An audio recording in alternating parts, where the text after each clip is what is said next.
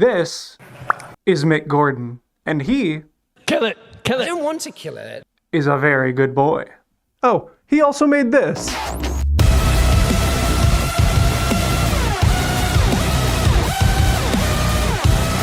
But what is that?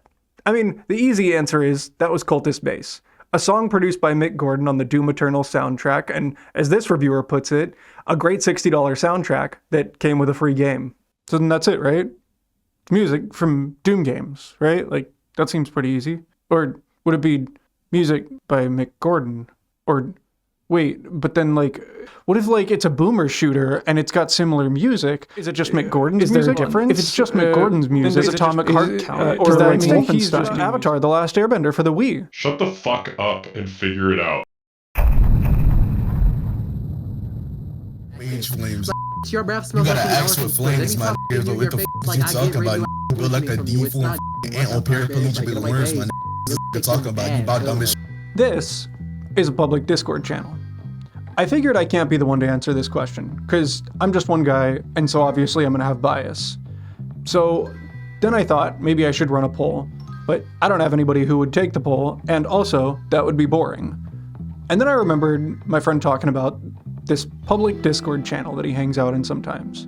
Thousands of people online at a single time in hundreds of chat rooms. And I thought, okay, that's perfect. So I asked him for the name, loaded it up,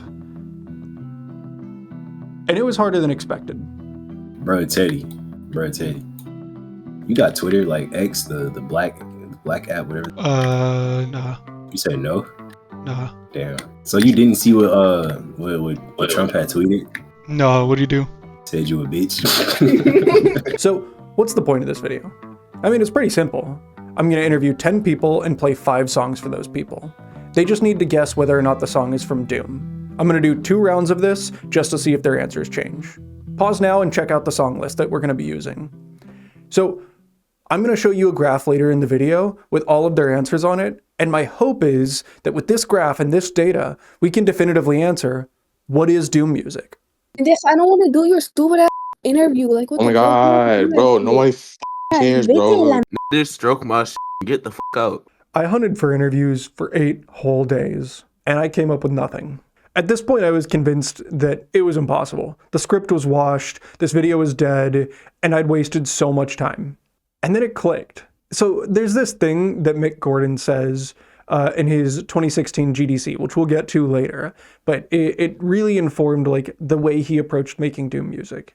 He says, change the process, change the outcome. I just had to change the process. I knew where I needed to go now.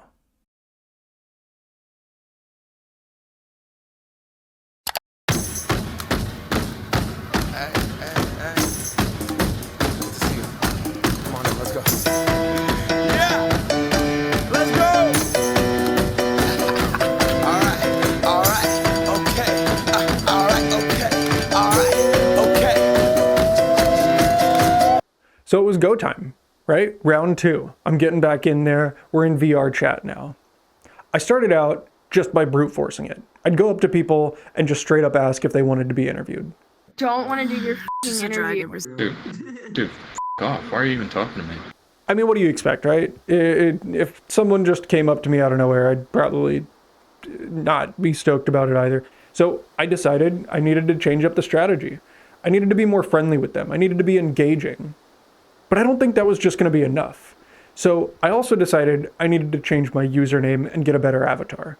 Something for both that would be engaging. You know, people would want to come up and talk to me versus me having to hunt them down all the time. So for the username, I picked Shrek's Condom. I thought that would be funny enough that people would be like, oh shit, Shrek's Condom. For the avatar, I ended up going with a pack of Newports. Just because, you know, there are all those like Newport memes. I'll bet they won't have. Wow, they have it! Motherfucking Newports! And yeah, things were going really well. People loved the name and they loved the avatar. I couldn't believe it. I mean, honestly, it was happening. We were actually making progress. Over the next couple of days, I managed to get in 5 interviews.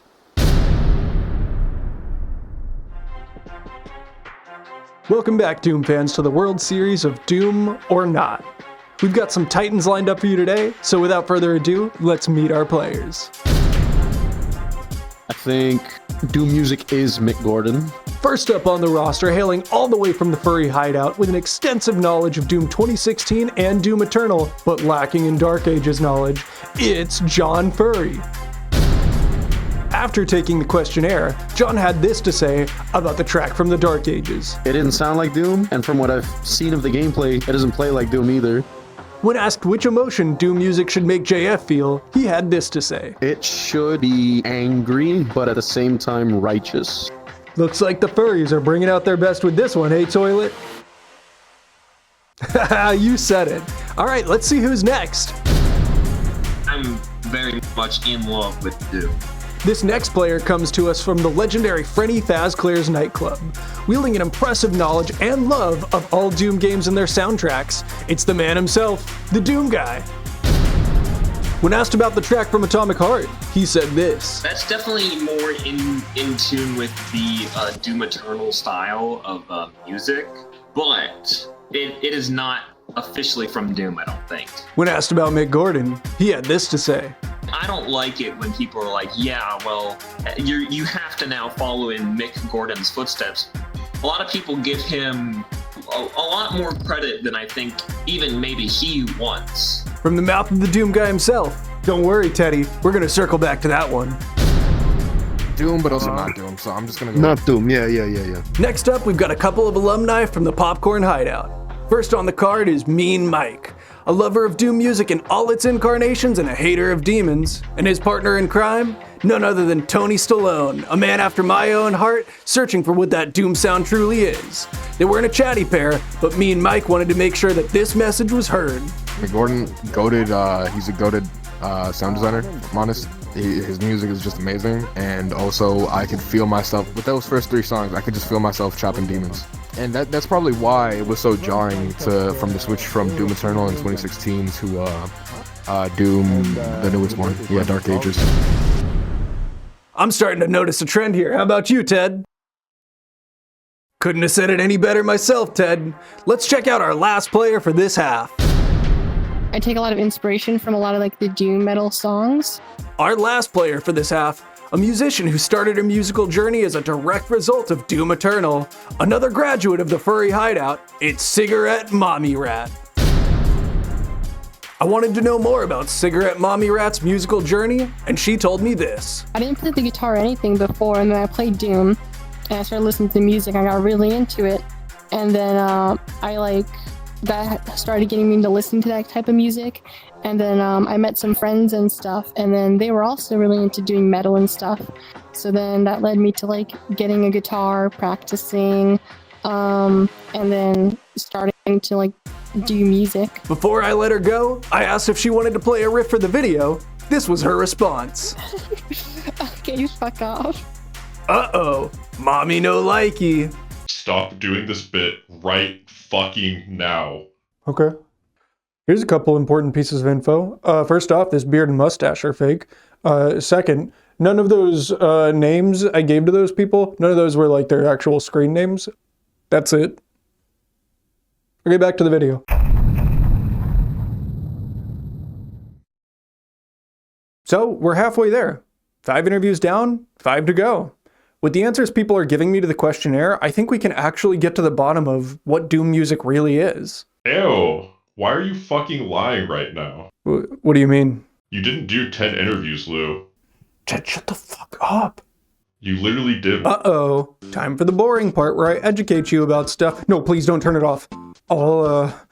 I'll give you Temple Run or something in the background to make it fun. Jesus fucking Christ. Please. No. Fine, let's just do this. Mick Gordon is a music guy who makes music from Australia.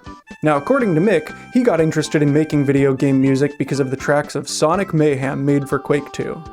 But true American patriots like myself know it was so he could get out the Aussie hood and escape those big-ass spiders. Mick always wanted to be a true American patriot like myself. That's why the first game he worked on was called Hot Dog King, where you live out the American dream and engage in capitalism by creating a hot dog chain empire where all the employees are bad bitches, or as Eyes calls them, dog mamas. Oh, and he worked on other shit too after that. But none of those matter. What matters is when Mick worked on another classic American title, M. Night Shyamalan's The Last Airbender for the Nintendo Wii. I remember when I first opened my copy of that game on that fateful Christmas morn back in '92. I was an ambitious young sport. I couldn't wait to hear the work of my favorite composer Mick Gordon on this massive title brought to life by the genius American mind, M. Night Shyamalan. So anyways, later on Mick gets hit up by the team at id Software to work on their new Doom game. They're like, hey Mick, we want tracks that are unique and no one's ever heard before. We want them to fit the game perfectly and make sure they're loved by millions of fans. Oh, also, no guitars and we love synths. So, Mick has a nice, relaxing little panic attack and heads out to the office at id Software, where he gets to nerd out with the audio team and learn more about what he's going to be doing.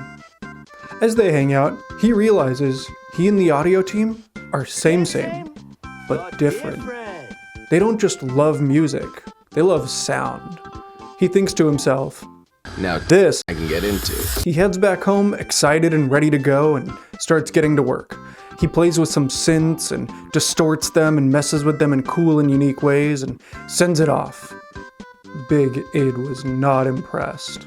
They sent an email back that said, meh. Mick was conflicted, full of resentment. Resentment that turned into a deep depression. He found himself screaming in a hotel room. Ah! Ah! Ah! But then he reads the rest of the email. It says, I think you've taken the first step on a journey to the perfect destination. I mean, they right though. Mick didn't really do anything unique. All he did was distort some synths and mess with them in weird ways. So Mick decides on that catchphrase I said earlier in the video. Change the process, change the outcome. He knows now. It's time to tear down everything he knows about making music and find something new. It sends him down this ADHD rabbit hole. Let me speedrun that for you. Alright, so Mick like Doom 3. Doom 3 have tracks made by this guy, Chris Vrenna. Oh shit, I lost the pin. Okay, Chris Vrenna play for 9 Inch Nails. 9 Inch Nails do tour with David Bowie. David Bowie make a song called Heroes. Wait, fuck. Heroes recorded with 3 microphone. It records David Bowie's voice with 3 microphone. Oh shit. This is really not going well. Oh, this, like, okay.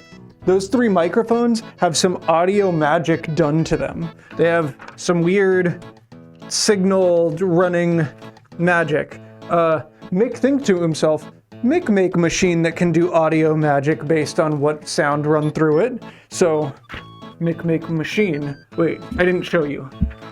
Oh, fuck. I'm really not trying to fuck this up.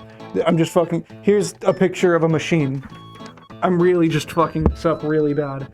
Oh fuck, I blew it.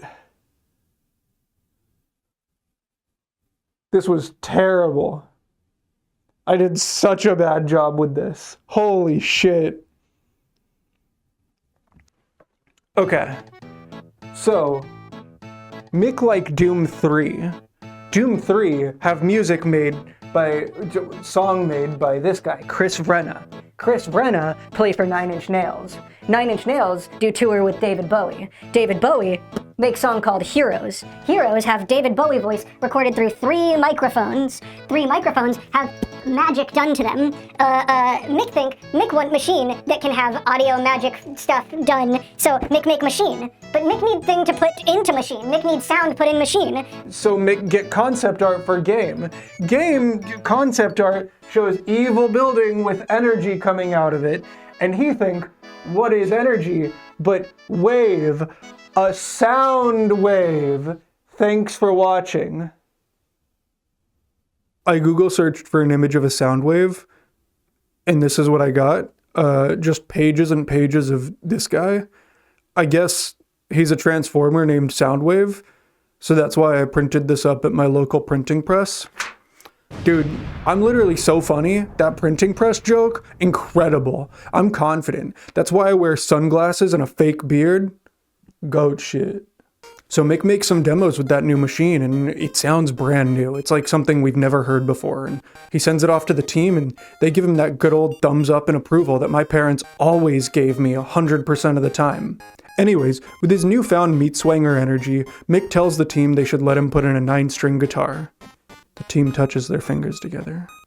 They sway their hips bashfully back and forth. And they say, if that's what Senpai Mick thinks is best.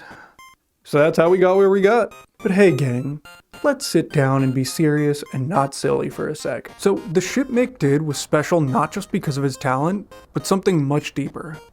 Remember earlier when I said them boys loved audio? Well, you really don't get where they ended up going if you don't. Like, synths weren't gonna be enough. Mick had to create a brand new sound and discover a way to make that sound feel good. Then, not only that, but he used a 9-string guitar, which is like notoriously a menace to get anything out of. He let the art of the game and its themes influence the music that he made. From sampling a chainsaw to picking notes on a circle of fifth that form a pentagram, and even composing bass lines for tracks that when viewed on a spectrograph appear as the number 6 and pentagrams again. I mean, the music not just in its sound, but in its development is the themes of the game. Mick also draws heavily from the past. Remember earlier when I showed that part of the interview with the Doom guy where he talked about Mick Gordon? I don't like it when people are like, yeah, well, you have to now follow in Mick Gordon's footsteps. What he says here is valid. I know people who love Mick are gonna be mad at me about this, but like, check out this clip from Mick. But I think there was something really special about the composers who wrote music who were under certain restrictions, specifically technical limitations, and they were forced to come up with something memorable with those limitations. And I think that led to better music. I really think, for me personally, I prefer that music than what we a lot of the sort of stuff that we have today. In one way, this validates some of what the Doom guy said, but in another, it also makes me hold more reverence for the music that Mick created. Mick sampled so much of the OG Doom game tracks and made sure their themes made it in. Like, bro, literally the intro for Doom 2016 is just the first song from the first level of OG Doom.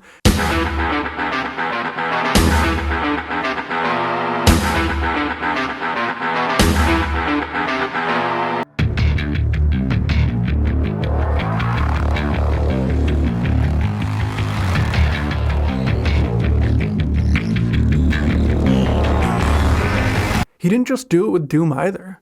I mean, he does this with every franchise he's a part of. He always draws from the past and works to pay respects in the present.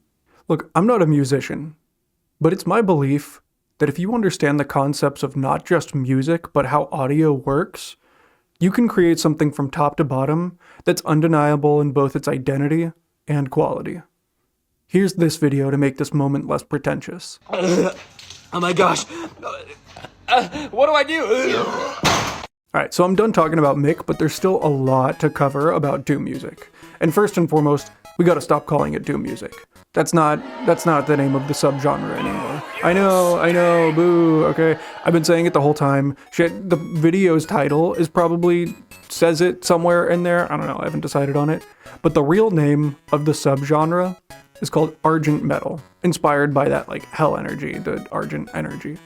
It's become its own thing. I mean, it is art, you know? Like, people like a thing, they want to make more of it. Look at how much Penguin stuff we got after Club Penguin.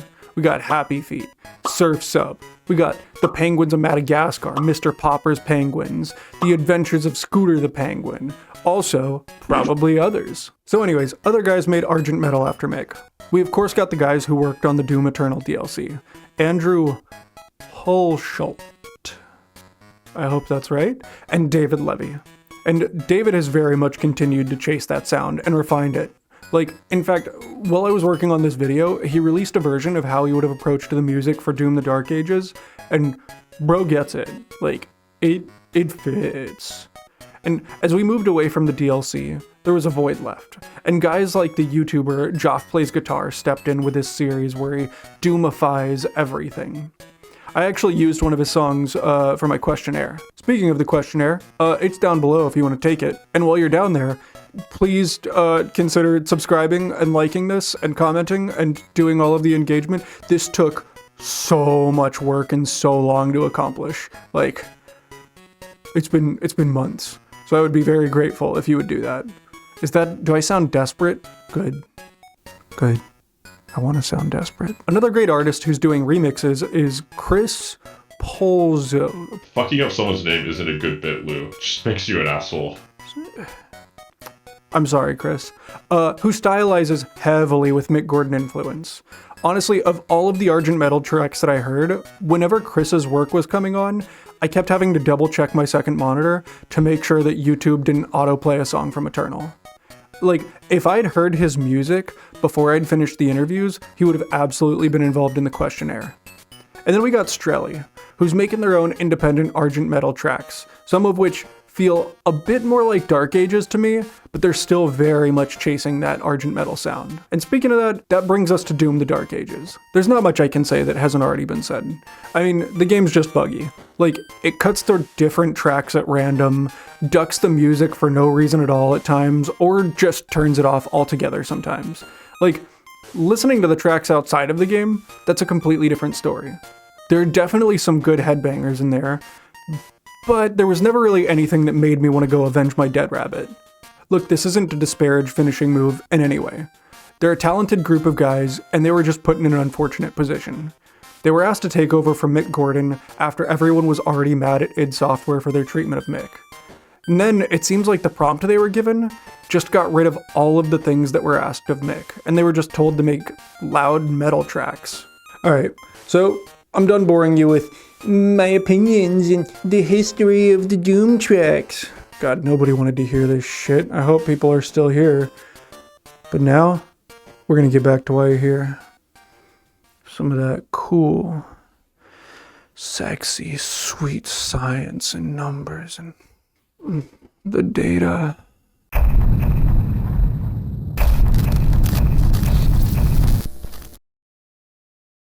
All right, let's go get those last 5 interviews. No, tell them now. Ted, but come on, dude, there's still so much to talk about.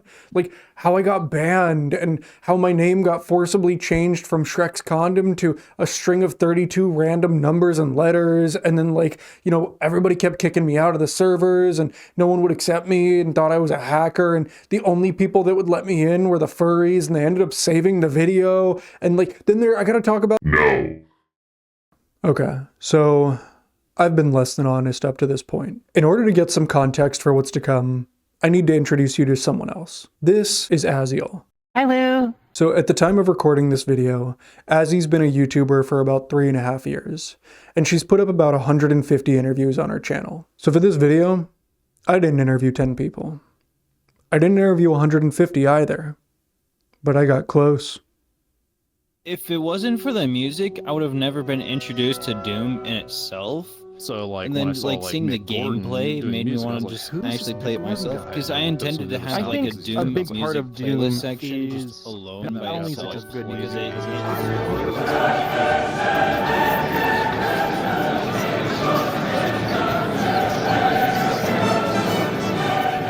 I interviewed 105 people. I'm telling you, man, them fucking Doom Eternal music songs, dude, wanted me to fucking cook burgers, man. I think part of what really got me interested in the soundtrack of Doom is that when I thought of it, I was able to think of the entire picture it paints with the game. It started with a sound wave, dude. So of those 105, the data of 102 of them ended up being usable. Of those 102, 81 were put into that box, because my computer could only handle 81 videos being built into that box without exploding. So we're about to do this. We're about to get all of the answers. I'm gonna give you everything. Hey, I'm gonna give you everything you ever wanted, baby. But before we do, like, that questionnaire is down below. So if you want to take it, now's your last opportunity to do so. And if you do, just go ahead, put in the comments like yes or no, and the correlating song number. Hey, maybe while you're down in the description, you could subscribe and like, because 105 interviews took me months to do, and this has been all consuming, and I've kind of ruined my life for this. But yeah, so here they are, the numbers. Oh my God, they're coming. Oh, it's happening. So here it all is, all 1,224 data points. So real quick, I actually ended up cutting out like 15 minutes of the video that were supposed to be at the end here, where I explain a lot more of the process of the interviews and went way more in depth with the data of each song, but I felt like it dragged on way too much, so I shortened it to what we see here. But if you feel like I left anything unanswered or want to see a more in-depth breakdown of each song, just let me know in the comments and hit me up on my socials, and if like there's enough interest, I can post all that. So you might be noticing the super low scoring song, and that's our bonus track. It's a Doom Animal Crossing fan-made crossover, and I put it in the questionnaire not as a serious question, but as I said, just a bonus track, to be a fun palate cleanser. It has vocals in it, so most people heard it and knew it wasn't Doom music, and the few people who did say yes all thought it was like a hidden Easter egg thing you could unlock, so we're not going to really talk about it at the end here, but I wanted to leave it in the video. So taking a look here, we can see that there's one clear standout, right? It's Cultist Bass from Doom Eternal. 89 people said yes in round 1, and it bumped up to 93 in round 2. And that is no surprise. I mean, it's the only song here that is from Doom Eternal. But let's break all this down now. And by the way, you should check out the screen if you're just listening in the background, because there's a lot of data on here, and I'm not going to read all the stuff off, because I'm already about to be saying way too many numbers in this next part. But instead, let's approach these songs in a couple of different ways. Starting with adding up the total number of yeses across both rounds for each song. A Fridge Called Nora from Atomic Heart got 120 yeses across both rounds. Kill Everyone from Wolfenstein The New Order sits at 121. Infernal Chasm from Doom the Dark Ages scored the lowest here with only 109. Ludwig the Holy Blade remixed by Joff Plays Guitar at 118, and Cultist Bass from Doom Eternal sits at 182. It blew him out of the water, but I actually want to look a little closer at those first 4, because it is interesting, right? Like, these songs should be closer. I mean, Nora and Kill Everyone were both made by Mick Gordon, and Infernal Chasm is from the newest Doom, and Ludwig is a fan making another game's song sound like Doom, and it really does, but instead, they're all within spitting distance of each other. I mean, Infernal Chasm is the lowest score, but it's only 12 behind Kill Everyone in second place. But the jump from second to first place is 62 yeses. That's more than half of Kill Everyone's total. Alright, let's look at this another way then before I wrap this up. Let's only look at round 2, because people's answers changed drastically. We see our first track here, A Fridge Called Nora, stands head and shoulders above the rest, minus Cultist Bass, peaking at 64 people believing it's Doom in round 2. And this does make sense, right? This song is from Atomic Heart, which is the game Mick Gordon worked on directly after he finished up his work from Doom Eternal. So, oh. Wait, then would that just be the answer? Is it just Mick Gordon is Doom? That's so fucking weak. That's not a good answer. I don't know. I gotta tell you real quick, I really wanted to subvert people's expectations with this graph, but I feel so fucking upset that, like, wow, what a payoff. The thing everybody already was thinking, and now that's the truth. But is it the truth? Okay, let's look at Ludwig. That song is just barely behind Nora. It got 59 yeses in round 2 compared to Nora's 64. And I can tell you, I remember at least a couple of people who did the questionnaire, and they knew about the song. They knew about Ludwig the Holy Blade remixed by Joff Plays Guitar. So they said no. So if they hadn't said no, maybe it would have tied. But also, if they're the type of person to know about the song, then that probably means they like it because they like Doom music, and they would have felt like it fits in with it. And what if I did this differently? What if I'd gotten rid of the bonus track and I added one of the songs from Chris Pelezos? Would we have gotten a different answer then? I gotta tell you, after finishing the interviews and starting work on the actual script and the filming and everything, I think the way that I approached this was super flawed. But like, there's no going back. The interviews took me months to do. And look, I told you, I'm not here to answer the question. The graph is supposed to do that. But if you're anything like me, you hate that. It's gross, honestly. I mean, I love music and I love art and I just love to see the cool shit that people can make. But doing this just leaves me hollow. I mean, What kind of person wants to boil down something as subjective and important as music and try and put it into a graph? Somebody who's trying to get paid making YouTube. I sell out. I'm selling out. I sell out.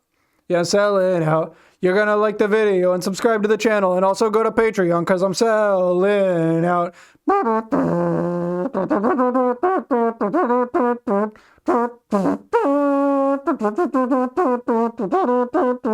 Sell out. I'm selling out. I sell out. I'm selling out.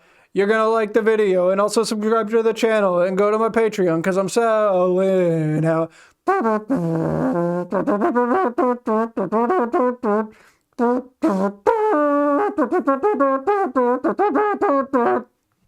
That should be enough.